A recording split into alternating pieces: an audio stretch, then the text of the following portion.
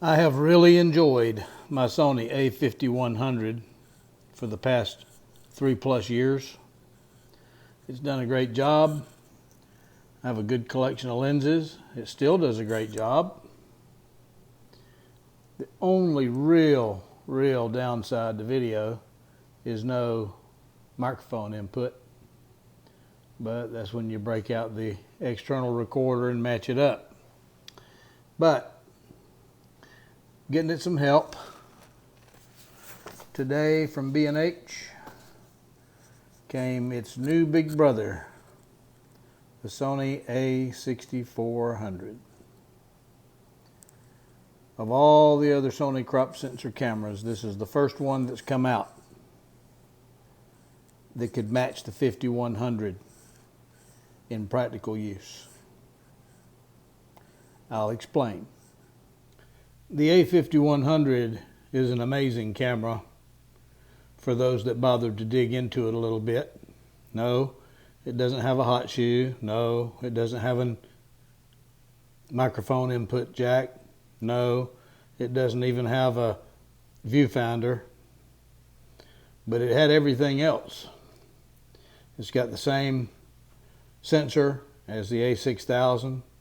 It's got pretty much an a6000 in a body that offers a touchscreen focus point. So you can just touch the screen. This has been going on with the a5100 since it came out. The a6000 couldn't do it. A6300 couldn't do it. I guess maybe the 6500 could. It also has back button focus. I have the center button here programmed for back button focus. At the same time, if I half press the shutter, I have my continuous focus. So I've got my back button focus that I can move by touching the screen.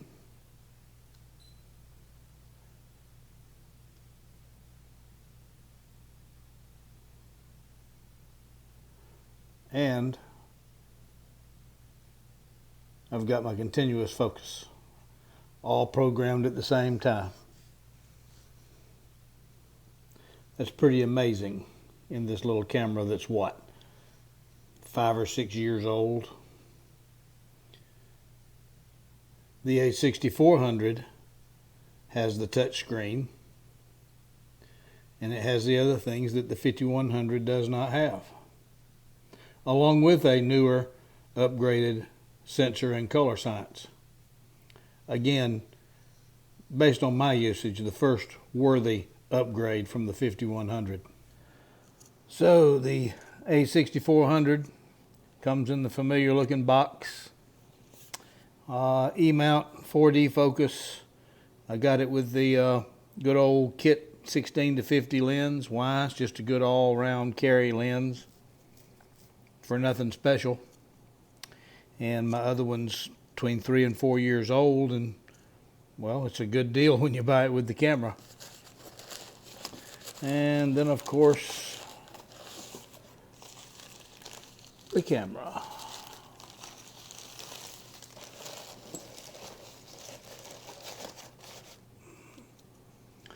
And you can see it looks like a Sony crop sensor camera with a lot of upgrades from what I'm used to with the 5100.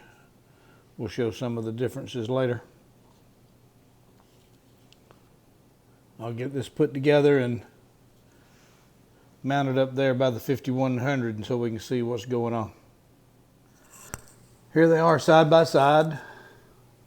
The a6400 is more of a handful than the little a5100, but your typical Sony crop sensor size camera, the a5100 is just exceptionally small and handy.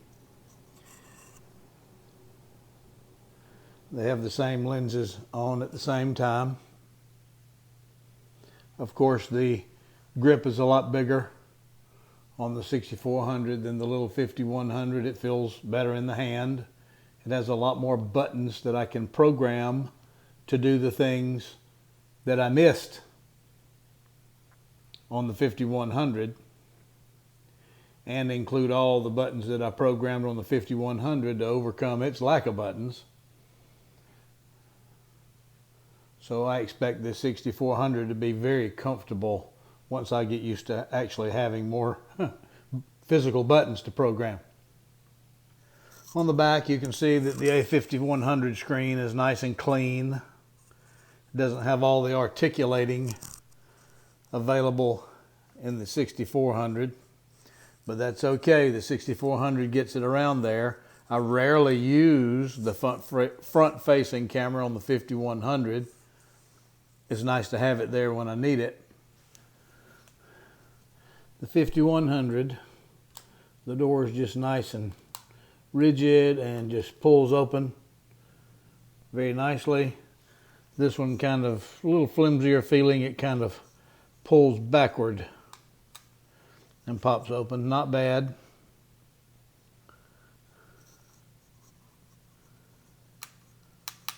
But it frankly feels flimsier than the 5100 one, which is very nice.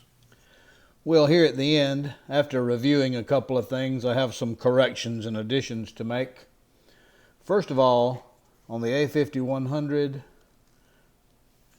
the memory card is right here in the side. Easy to get to. You don't have to dig down here in the battery compartment to find it. It's right up here, easy to get to. Not a big deal either way, but it is easier than digging into the battery compartment. On the a6400, it is not in there. And yes, it indeed is in the battery compartment, where I guess other crop sensor or Sony's have it. Again, there's certain things that have me spoiled on the 5100. Another thing I want to draw to your attention is the clear image zoom on both of these cameras. On the 5100, I have my manual Samyang, and I want to draw your attention to the on-off switch. I'll leave it on, but right here is a zoom switch. This works very well with zoom lenses, like the kit lens 16-50 is a power zoom, and I believe the 18-105 is a power zoom that would work with this.